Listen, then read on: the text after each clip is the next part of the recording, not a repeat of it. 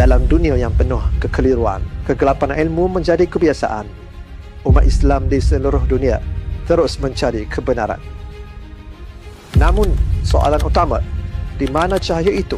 Bagaimana kita boleh menemui jalan yang benar?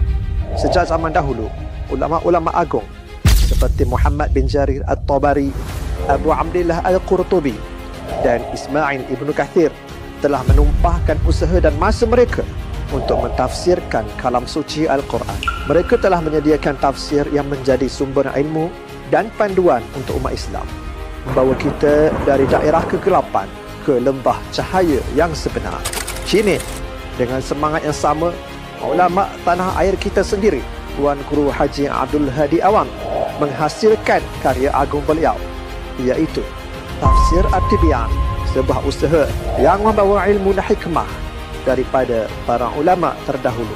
Proses penerbitan Tafsir At-Tibyan dilaksanakan melalui 6 fasa yang teliti untuk memastikan ketepatan dan kebijaksanaan yang terkandung dalamnya. Fasa pertama, penyusunan manuskrip, melibatkan pengumpulan dan pemeliharaan manuskrip lama serta bahan-bahan audio atau video daripada kuliah-kuliah Tuan Guru Haji Abdul Hadi Awang yang kemudiannya ditranskripkan dan disusun secara metodologi. Fasa kedua, suntingan dan semakan draft awal manuskrip melalui suntingan bahasa dan struktur ayat serta melalui semakan syariah dan akademik oleh panel yang dilantik. Fasa ketiga, semakan akhir dan kelulusan oleh Jabatan Kemajuan Islam Malaysia JAKIM untuk keseluruhan tafsir 30 juzuk. Fasa keempat, reka letak buku, bila mana reka bentuk grafik dan penyusunan teks buku tafsir disiapkan, termasuk reka bentuk muka depan untuk setiap juzuk. Fasa kelima, melibatkan semakan dan kelulusan oleh Kementerian Dalam Negeri KDN untuk cetakan fizikal tafsir. Fasa ke-6, proses pendaftaran nombor buku piawai antarabangsa ISBN dan cetakan kilang dilakukan.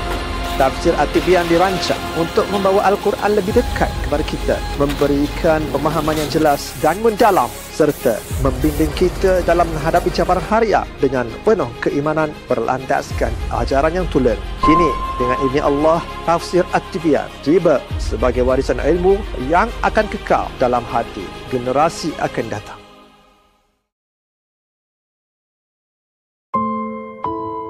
Apa yang saya sumbang hanyalah sebahagian kecil, sikit saja yang Tuhan beri kepada kita. Yang kita harap ialah balasan yang banyak daripada Tuhan. Melihat keperluan inilah, maka saya berfikir untuk meninggalkan warisan ilmu sekadar kemampuan yang saya boleh.